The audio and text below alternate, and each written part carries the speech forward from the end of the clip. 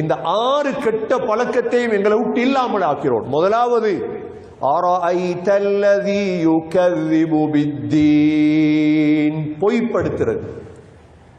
இரண்டாவது ஃபதாலிகல்லதி யதுல் யதீம், அனாதையுடைய உரிமையை கொடுக்காமல் இருப்பது.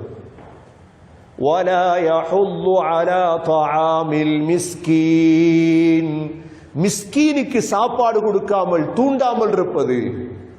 ஃபவைலுல் லில் முஸல்லீன் அல்லதீன ஹும் அன் ஸலாத்திஹிம் சாஹூன், பொடுபோக்காக தொழுவது. நாலாவது அல்லதீன ஹும் யுராஊன்,